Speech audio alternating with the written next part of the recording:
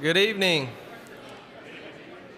Please come on in, find you a seat. We'll get started shortly.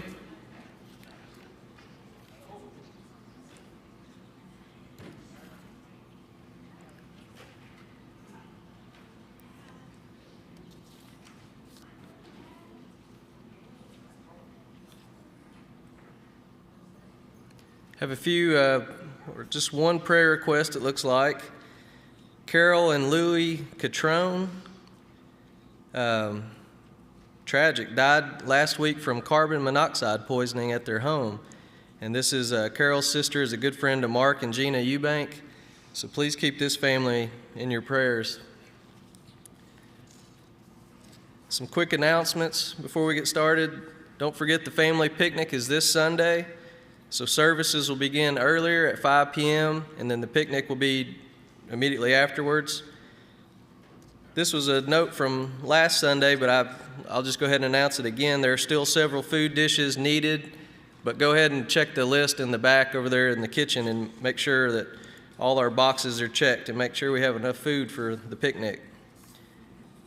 Right after services tonight, all the youth listen up. We got kickball and kernels immediately after class this evening, so that'll be outside, probably in the field back here. That's all that I have. We'll begin in prayer and have a song service. Dear Heavenly Father, thank you for this day and the warm sunshine you blessed us with.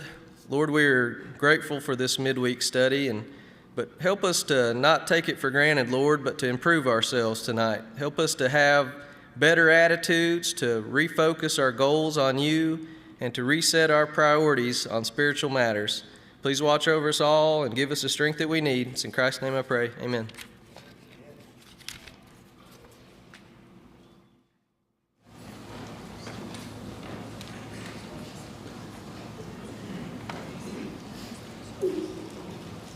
In heavenly armor we'll enter the land. The battle belongs to the Lord. The weapon that's fashioned against us will stand. The battle belongs to the Lord.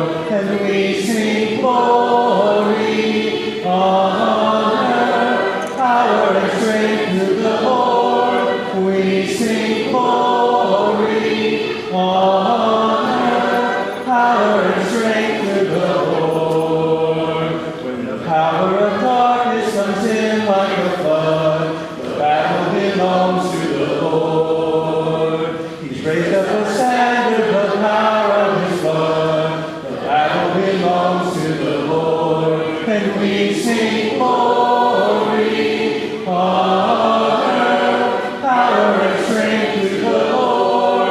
We sing glory, honor, power, and strength to the Lord. When your enemy presses and Lord, do not fear. The battle belongs to the Lord. Take courage, my friend, your redemption is near. The battle belongs to the Lord. And we sing glory, honor, power, and strength to the Lord. We sing glory, honor, power, and strength to the Lord.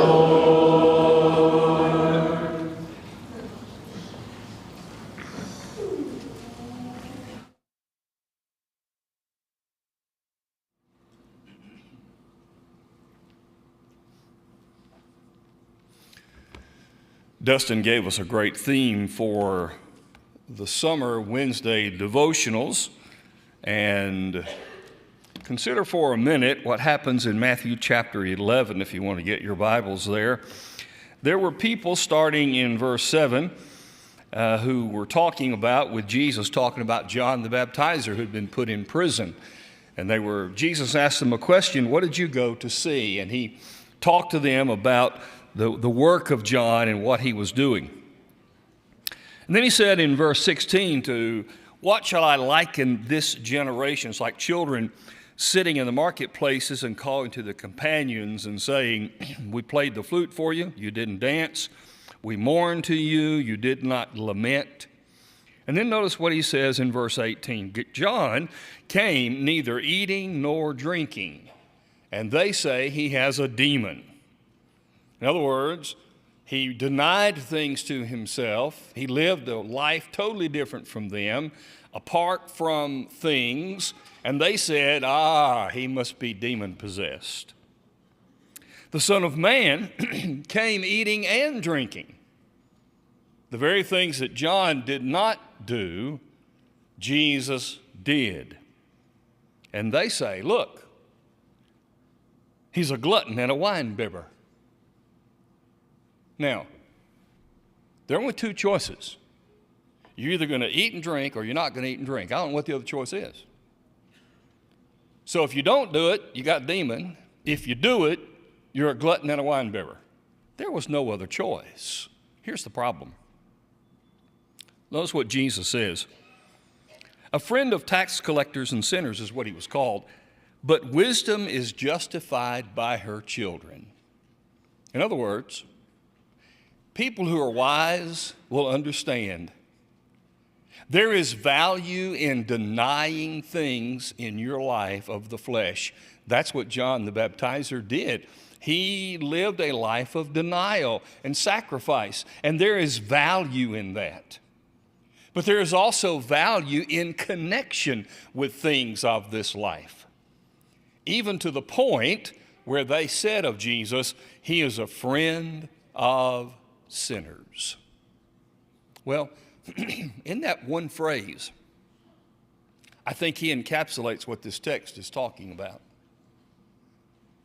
Paul would later say to the Corinthians, those who are adulterers, those who are thieves, homosexuals, robbers, you don't need to have any fellowship with them. But then he said, 1 Corinthians 5, but I only said that about people who are a part of the church, your brethren who act that way.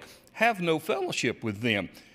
Because if you don't have fellowship with those people in the world, then you can't convert them. So there is the idea of being a friend of a sinner. Jesus was, in fact, the friend of sinners.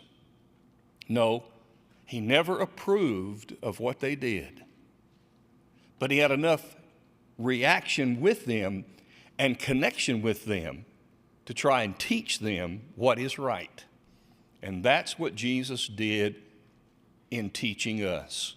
Yes, we are around people who are not right because we have to be good influences and live in this world and to teach what is right. But we do not approve of that which they do that is not right. You can love the sinner while hating the sin. Jesus was a friend of sinners. And when it really boils down to it, here's what you get. Without Jesus, the friend of sinners, sinners would have no friend. Sinners would have no way to be right with God. We ought to be grateful that God came in flesh in the person of Jesus to be a friend of sinners. So he offers himself to all of us. He offers himself to us if we are sinners who have never been forgiven. Because he says, when you do what I say, figuratively dying on the cross, that is, dying to sin, immersed in water and raised to walk a new life, you are forgiven as a sinner. But he also offers himself to those of us who sin after having been forgiven as a sinner in baptism. And he says, if you confess, I forgive, no one can say, God doesn't forgive me, because he absolutely can and will, because Jesus is a friend of sinners. Tonight, Jesus is your friend. The only question is, are you his friend? For Jesus said, if you do what I say, then are you my friends. Tonight, if Jesus can help you through us in some way, our shepherds will be here as we stand and sing together. Hark the gentle voice of Jesus fallen tenderly upon your ear. Sweet his cry above and pity caller, turn and listen and say and hear. Ye that labor and are heavy laden, lean upon your dear Lord's rest. Ye that labor and are heavy laden, come and I will give you rest. Then his loving tender voice so fading, there his yoke, his burden take. Find the yoke, his hand is on you, lady, light and easy for his sake. Ye that labor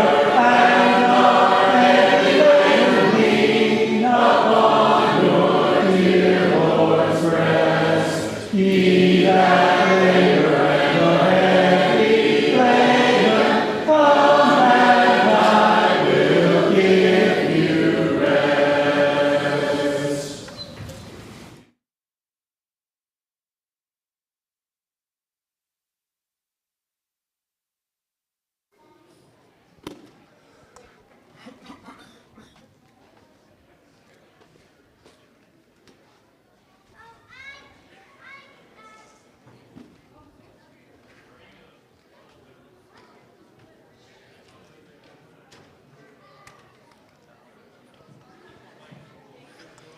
Let's see.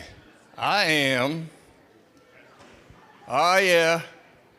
Just so you know, if you didn't, Orrin made it tonight. He's back there on the back row. If you haven't seen him, isn't that great?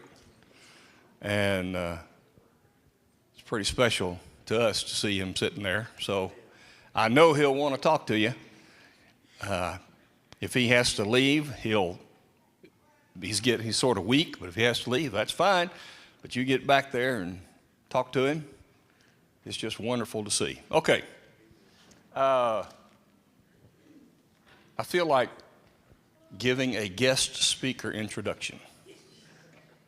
Now, some of you are going to wish that he were standing here to lead the singing, because we like that.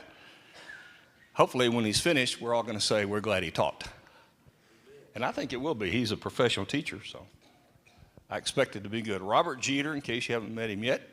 And I'm just really glad when new people step up to do new things. And no pressure, but you're going to be great.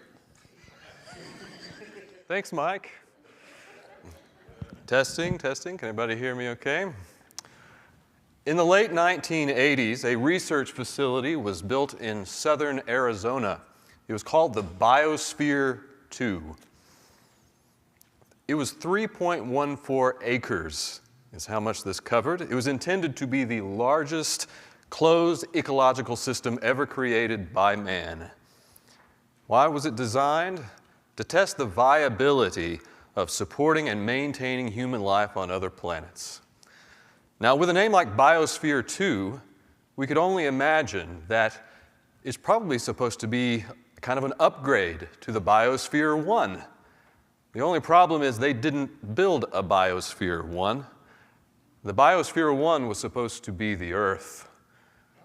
Now, whether or not they thought they were actually going to make improvements to our planet, that's not very clear, but they were prepared to try to make all of the improvements of every kind of dilemma, every problem that they were faced with as soon as possible. But one of the problems that caught them rather off guard, it left them rather stumped. Or maybe I should say it left them with stumps. You see, they planted all these saplings, as you can imagine they would, these little trees. But as they started to mature, one by one, they would all come crashing down, either uprooting themselves or the bark and the grain would just crack and it would fall under its own weight. So the researchers desperately began trying to figure out what is causing all of our trees in this perfect, ideal, protected environment to be just so weak. Well, tonight we're going to be talking from Nehemiah chapter 6. And in this chapter, the wall is going to be completed. But while they're putting the final touches on the wall, the enemies are going to come back and they're going to try to prevent this final completion. And it's during these trials that Nehemiah makes his request to God, "Strengthen my hands." And this is going to be our primary topic tonight, strength. What is strength? Why do we want it? How do we get it? And what in the biosphere would we do with it? Well, if you're curious about those trees, we'll get there. But first, let's talk about strength. So what is strength? Now, whether or not we're considering physical strength or strength of character, it takes time. It takes discipline.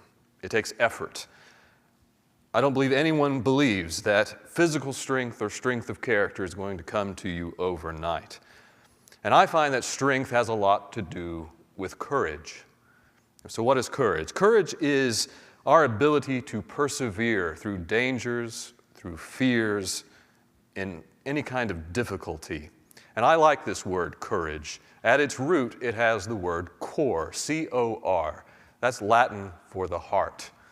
So, in other words, courage is having the heart, having the willingness to take on a task and be able to endure it. Now, I recently saw a meme online that was attributed, the quote was attributed to Winston Churchill. And apparently he never actually said this, but it's a good quote, so whoever said it said this: "Courage is what it takes to stand up and speak." So far, I like that one. But it continues, "Courage is also what it takes to sit down and listen." I like that quote. One of the reasons I like that quote is it points out that, there are some things that people universally accept as being courageous, but there are some other things that require courage that are often ignored or misunderstood. And I think the same thing holds true for strength. Some people believe that a strong person is somebody that knows exactly what they want and is willing to do whatever it takes to get it. That is the attribute of someone who is ambitious and probably someone who's a bit selfish. And I would prefer to think that the word strength and a strong person needs to have more positive characteristics. So I would say a strong person is someone who knows what responsibilities they have towards someone else and is willing to make whatever sacrifices are necessary to serve in that role. So if courage is a close ally to strength, what is the enemy of strength? What's the opposite of being encouraged? Being discouraged or being disheartened. So if the greatest enemy of strength is discouragement, that's the primary tactic of the adversaries of rebuilding Jerusalem. So let's go to Nehemiah chapter 6. In Nehemiah chapter 6, they attempt to prevent the completion of the walls by drawing Nehemiah away from Jerusalem. Sanballat and all of his cohorts write a bunch of letters to Nehemiah that they should meet. And it seems like it's kind of a neutral zone that they're supposed to meet. So maybe it feels like a peaceful reckoning of some kind. But Nehemiah doesn't give in, and he responds to their request rather bluntly. He basically says, "No, not a chance. What I am doing is far more important than meeting with the likes of you." 4 times they make this request, and 4 times he declines meeting with them. Sometimes I wonder if I would have that kind of strength to deny someone that keeps asking me over and over and over again. And I was reminded of the parable that Jesus told in Luke 18. He says, "In a certain city there was a judge who neither feared God nor respected man, and there was a widow in that city who kept coming to him and saying, 'Give me justice against my adversary.' For a while he refused, but afterward he said to himself, 'Though I neither fear God nor respect man, yet because this widow keeps bothering me, I will give her justice, so that she will not beat me down by her continual coming.'" Now, in the context that we're talking about, what I get out of that is that if we don't have strong convictions, if we're a lousy human being, we're going to give in to temptation much more readily, especially if the temptation is frequently being pushed upon us. Even if we begin strong, the relentlessness of our enemy is going to beat us down, and we're eventually going to give in. Now, what are these enemies trying to get Nehemiah out of Jerusalem for in the first place? Why do predators want to isolate their prey? You're more vulnerable that way, aren't you? Have you ever noticed that bullies are always saying, "Hey, you, get over here"? And what do us little victims do? We waltz on over there and we get pummeled, right? That's a bad idea. Did you know that a zebra, you know the stripes of a zebra? They're actually not intended to blend in with the environment. They're intended to blend in with all of the other zebras so that a predator, like a lion, just sees this wall. And it's like, okay, I'm not going after that. But as soon as you can isolate one, then the rate of success goes up tremendously. So Sanballat and Geshem are not looking for a treaty. They're not looking for a deal with the Jewish people. They're actually seeking to kill Nehemiah. It's like what Gamaliel says in Acts chapter 5, where without a head, without a leader, the followers are going to be dispersed. They're going to be scattered abroad. So there are 4 letters that they send, all saying the same thing. They all fail. What do next? They send a 5th letter, but this letter is a little bit different. This is an open letter, an open letter. Well, why did they send an open letter? Well, it's still addressed to Nehemiah, but that means the letter's not private. It's almost like a letter to the editor or something like that, where even if the person who it's supposed to get to doesn't get it, it's meant to be distributed widely.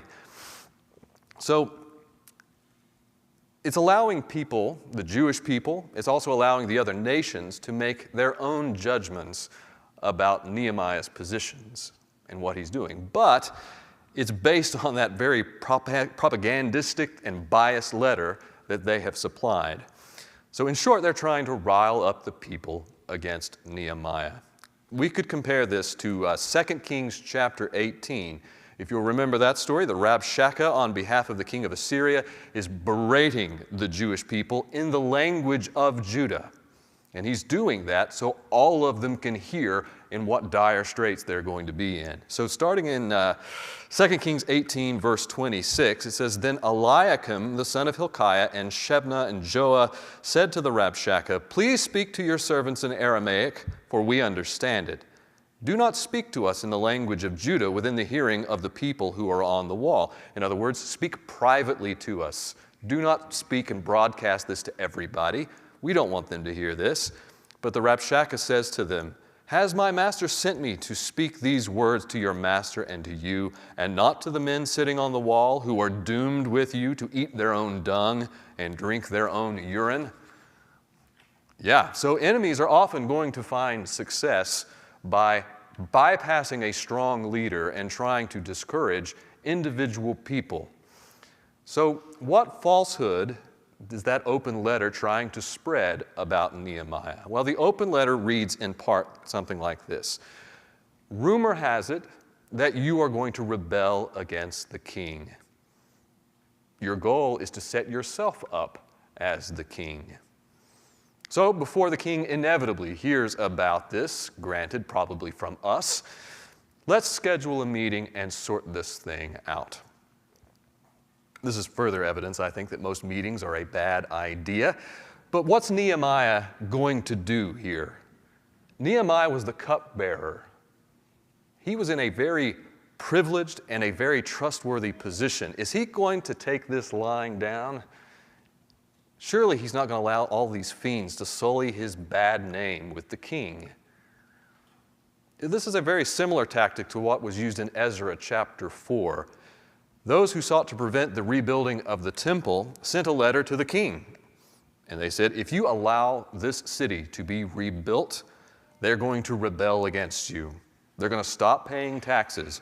Go ahead, look through the royal records. You're going to see that historically they are rebellious people. The king, King Artaxerxes, I think that's the same one as in Esther, agrees. He apparently didn't know that King Cyrus before him had a decree that they were supposed to do it no matter what, but the work stopped. And some sources say it stopped for at least 15 years before it kicked back in until a new king came along and the thing got reversed.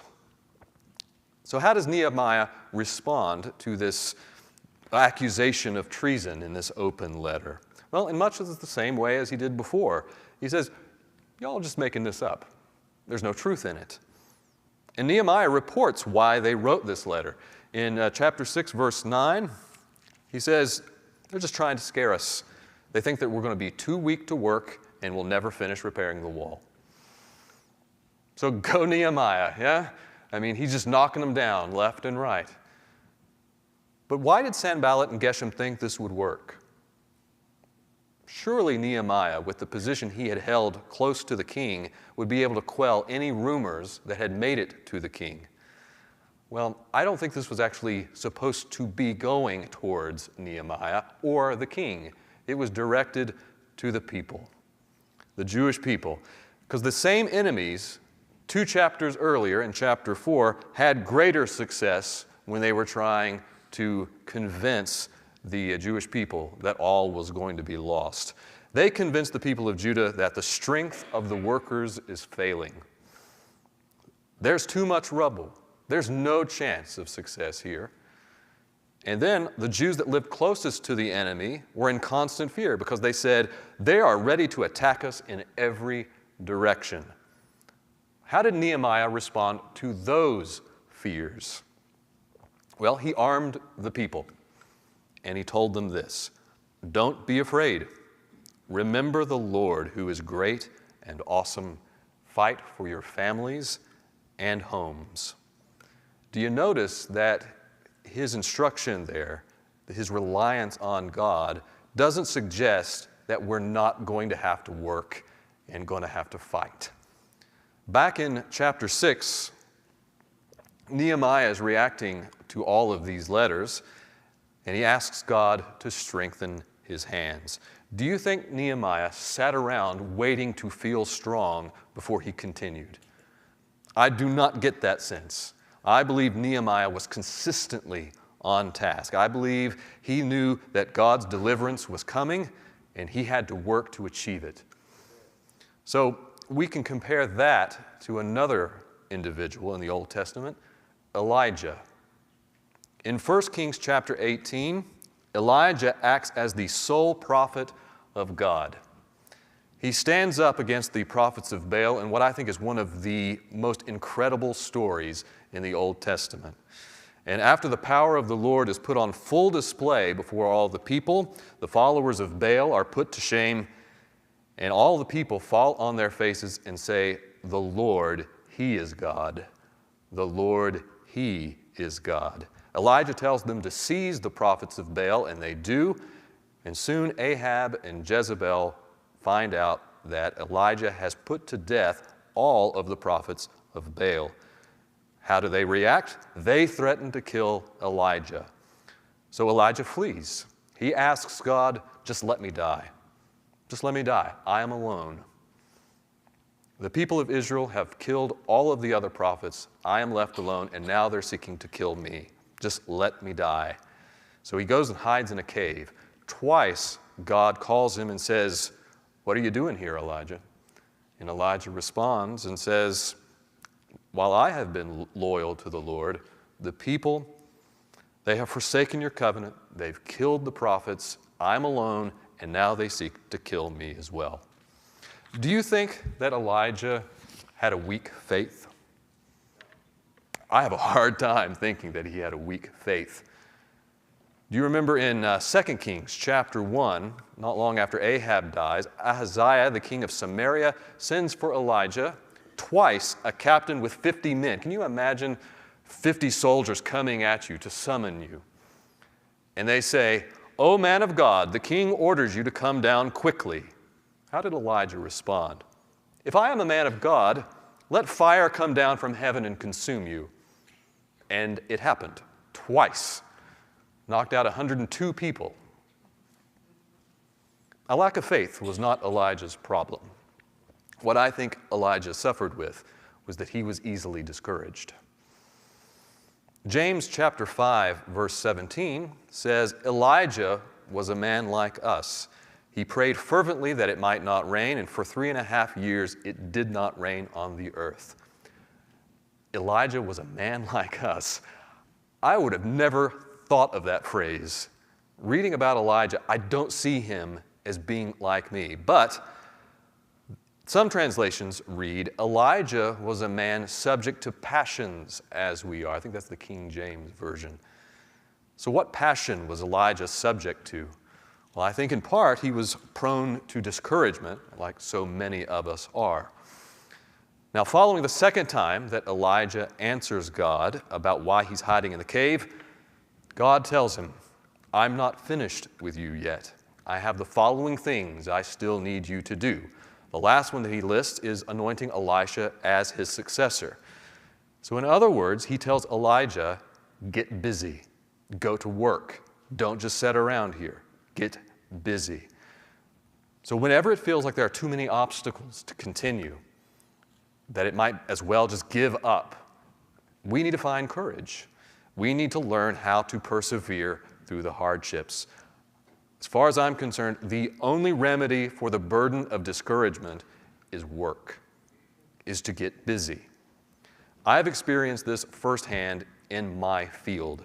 I teach music at the University of Kentucky. Almost everybody that I come across, and I am on this list as well, whenever we're trying to do something creative, for me that might be musical composition or something else like that, that blank piece of paper in front of me taunts me. I'm so discouraged for so long. I'm like, I can't do this. It's like, it doesn't matter what I've done previously, successful, not successful. None of that matters. I'm looking at it and go, I'm a hack. I don't know how to do this. And I've experienced so many students who have that same feeling. We're waiting around for inspiration to strike to motivate us to continue. That never works. Never works. But I do know what does work, because it's taken me 20 years of doing this to try to figure out how to get this to work. And that is to work, to get your hands dirty, metaphorically from my perspective. Yeah? But to get busy. Instead of worrying about what to do, just try to do it. It doesn't even matter if you're doing it poorly. Just do it. And on the other side of that hill, that burden, something comes from it. Something comes from it so that when you're done, you say, that struggle was actually worth enduring because I've accomplished something in the end. Now, that doesn't mean that whatever reassurances I just got won't be long gone the next time I try to start a project, because the cycle continues. I can't do this, nothing works, this is a waste of time, and it all starts again. But if we can learn to understand the importance of working through the difficulties, the importance of having courage, I know we can overcome that. Now, after requesting that God strengthen his hands, let's go to verse 10 of chapter 6. Nehemiah visits a man named Shemaiah. It says he was confined to his house. Some translations say he was shut up. It's hard to know what that means exactly. There's not a lot of detail, but what I think based on the context, I think that Shemaiah is pretending that his life is in danger, like Nehemiah's. And so the ruse that he's doing is taking on the form of locking himself in his home. Now, what he does for Nehemiah is he says, since your life is in danger like mine, let's lock ourselves into the temple. The temple's the one thing that's completed. Let's lock ourselves in there. We'll both be safe there. How does Nehemiah respond to this plan? He says, should a man such as I run away? He is the governor of the area at this point. And so he's saying, should I hide from my enemies and leave all the people to fend for themselves? I don't think so. This would generate more fear from them, not less. He goes on to say, who am I to enter the temple? He's not a priest. What business does he have in the temple? So Nehemiah quickly realizes that Shemaiah is a false prophet, that God didn't send this man to him. Compare that to 1 Kings chapter 13, where a man of God is sent to confront Jeroboam and told by the Lord, don't eat, don't drink, don't even return the same way that you arrived. Do you remember what happens after that? There's an older prophet from Bethel that invites the man over to come eat and drink with him. Now, first the man of God protests, telling him, God told me not to do this. But then the old prophet tells him, I am a prophet as you are, and an angel spoke to me by the word of the Lord, saying, bring him back with you into your house, that he may eat bread and drink water. Oh, well, if God told him that, then maybe he should do that. But the next part says, but he lied to him. He lied to him. So the younger prophet goes back with him, eats bread with him, drinks with him. What happens to him as he's going home? A lion comes out and destroys him, kills him right there on the road. Nehemiah was good enough, he was smart enough, clever enough to see through that falsity, that conspiracy against him. I find it interesting that in that open letter that we were talking about a minute ago, Sanballat accuses Nehemiah of hiring false prophets to proclaim him as the new king of Israel. But in reality, Sanballat hired Shemaiah as a false prophet against Nehemiah. That is called projection, and it's very, very common. This is where you declare how horrible somebody is for doing something when you are the one actually doing it. And you shout it high and low that they are horrible for doing this thing when in reality you're the monster that has been doing it the whole time. That happens in our society all the time. Look at politics. It's everywhere. This is such a wretched practice. I think it's probably why in Deuteronomy 19, God has this law. If a malicious witness arises to accuse a person of wrongdoing, then both parties to the dispute shall appear before the Lord, before the priests and the judges who are in office in those days. The judges shall inquire diligently, and if the witness is a false witness and has accused his brother falsely, then you shall do to him as he had meant to do to his brother. So you shall purge the evil from your midst. I think that is a great idea. I think that is a great idea. If I accuse you of doing something falsely, I get punished for it. That would get rid of a lot of frivolous lawsuits in a hurry, wouldn't it? It's a good idea. We can learn a lot from the old law. Now, with our time remaining, let's talk about how we become strong and how we sustain strength when we're faced with various trials.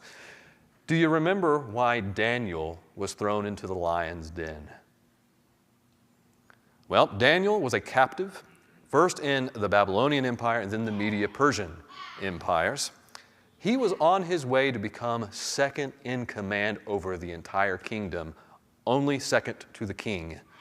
The other authorities that were at that time on par with Daniel didn't like that idea. They did not want to answer to Daniel, so they sought to degrade him. But they soon realized, they say, we shall not find any ground for complaint against Daniel unless we find it in connection with the law of his God. Is that not an amazing testimony? To be able to say the only weakness we can exploit is that Daniel is going to serve the God of heaven regardless of the circumstances. And then they go about scheming. So where did Daniel get the strength to face being thrown in a lion's den rather than curb his obedience and worship to God? You probably want to say, God gave it to him. And you'd be right. But I think it would be more helpful if we talk about the manner in which God supplies him with the strength that he gained. Do you remember when he first became captive in the Babylonian Empire?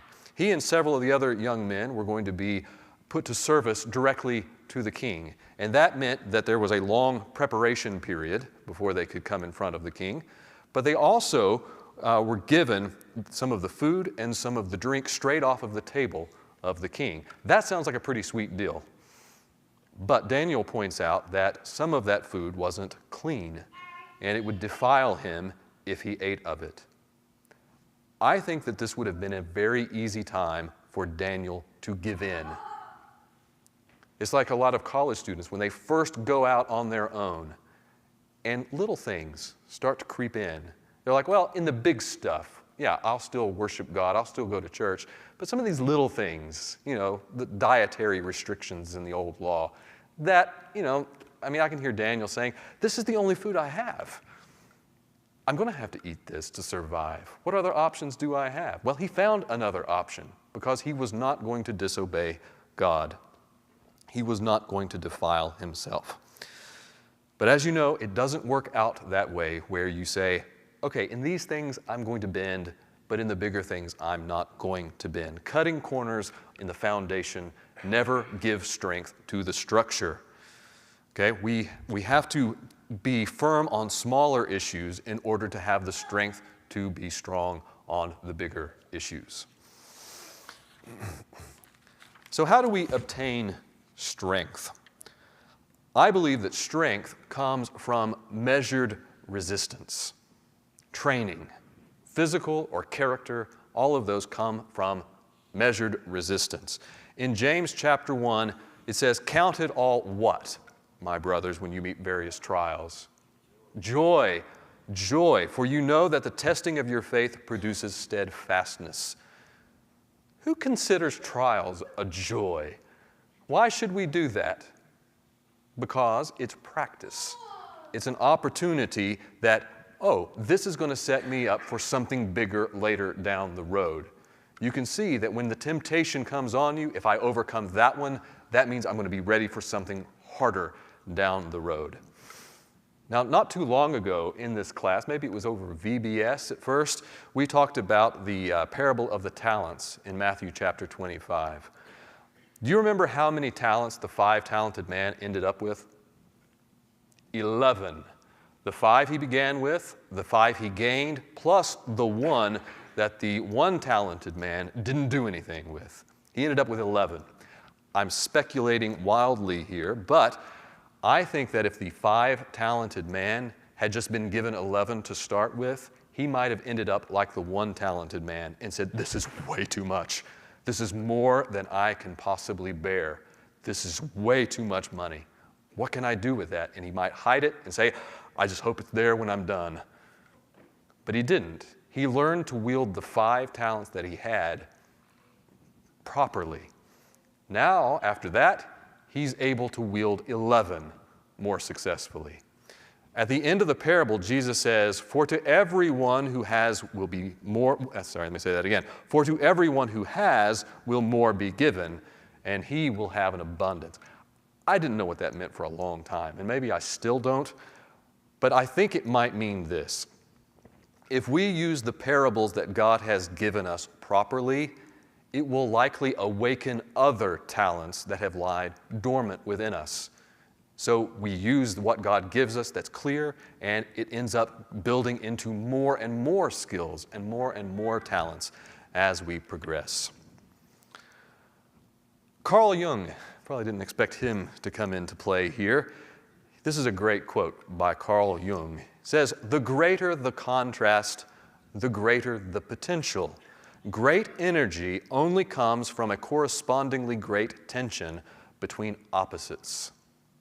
If you want to know what that means, I think I can shorten it down to Proverbs 27:17. Iron sharpens iron.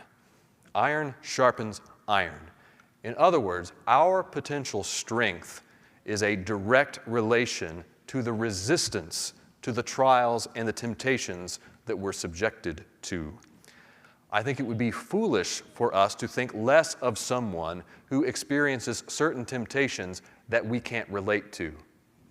For example, I have never been one tempted by drinking alcohol, drunkenness. That has never occurred to me to be inviting.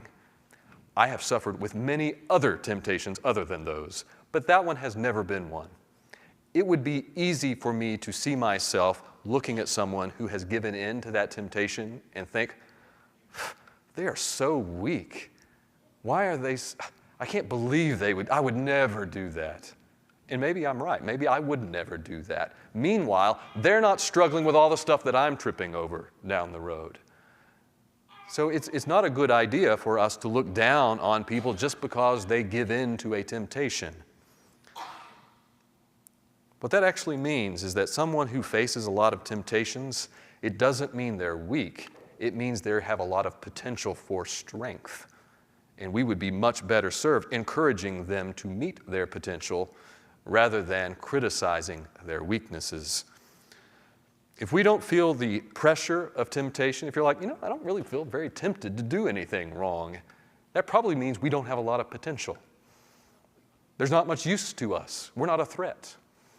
So we need to be careful when we're criticizing people who have these temptations because they could end up being much stronger than we are, to the glory of God. Now, having empathy towards someone is certainly possible. We don't have to know exactly what they're dealing with, but everybody who has dealt with temptation has felt weak, and that should be enough. We can relate to that. We can relate to that. That's common ground enough. The famous verse, Hebrews chapter 4:15, "For we do not have a high priest who is unable to sympathize with our weaknesses, but one who is in every respect has been tempted as we are, yet without sin." Does that mean that Jesus has experienced every temptation in exactly the same form that we will? No way. Now, unfortunately, in our modern culture, millions and maybe billions of people are addicted to online pornography. Was Jesus confronted with that? No. No, he wasn't. Now, he was faced with every form of temptation and perhaps an abstract form of these temptations. But I would also point out that he was probably tempted with much greater temptations than we can even imagine. Imagine having the power of God. What kind of temptations it would have to be tempted when you have the power of God. So again, we obtain strength through measured resistance. Think about a bird when it's hatching, like a little chicken. So when a chicken's ready to hatch, should we help it? Should you make it easier for it? Should you maybe put a little place in the egg, give it a little head start? That's a terribly bad idea because struggling to break through the shell is the last bit of strength that bird needs in order to be able to survive on its own outside of the shell. That means that all the hardships that we are able to overcome, even seemingly innocuous ones, are going to prepare us for greater battles ahead. All right, do you remember our weak trees in the biosphere? It wasn't the ground. It wasn't the nutrients. It was the wind, the lack of wind. You see, what happens when a tree sways in the wind? That tension, that stress, just that little bit of stress, encourages the roots to dig deeper. It makes the grain tighten up. It makes it get stronger so that when it matures, it's going to be able to withstand its own weight as it grows. The engineers of the biosphere, too, neglected to supply enough wind into that system. Can we overprotect children so that they are not able to stand tall when confronted by some sort of pressure? In college, I see this every day, and it is the saddest thing that you'll ever see. Someone who hasn't sufficiently learned how to cope with the difficulties of life, and when the first wind blows, they topple over. They just give up. They don't know what to do. They've been so protected their entire life. So why should we seek to be strong? Strength will make us competent. Strength will make us responsible. With it, we can overcome hardships, but strength also provides us with control over our emotions and over our actions. But without strength, what are we? We're weak. And if we're weak, that means we often don't have control over our emotions and our actions. That instability can make us incredibly dangerous. Now, the defenses of Jerusalem, once they are completed, What happens with the enemies of Jerusalem? They become afraid. They become discouraged. It says that that's because they knew that this work had been accomplished with the help of our God. Now, bullies are almost always acting tough because they're masking the shame of their own weakness. I think we need to be careful we don't do the same, but in reverse. Since we have the strength of God on our side, why should we present ourselves as weak? Why should we be full of doubt? 2 Timothy chapter 1, verse 7 says, "For God did not give us a spirit of timidity, but one of power, love, and self-discipline." Then in 2 Kings chapter 6, starting in verse 14, the king of Syria sends horses, chariots, a great army in the middle of the night to surround the city that Elisha is in. When Elisha's servant wakes up early the next morning, he goes out and he sees this vast army, and he's terrified. He goes to Elisha and says, "Alas, my master, what shall we do?" Elisha tells him, "Do not be afraid, for those who are with us are more than those who are with them." And Elisha prayed and said, "O Lord, please open his eyes that he may see." So the Lord opened the eyes of the young man, and he saw, and behold, the mountain was full of horses and chariots of fire all around Elisha. And what I hope is that God will open our eyes so that we're able to see the strength that's fighting with us. I didn't hear any questions or comments, but I would be remiss if I didn't open it up for some, because Mike will answer them.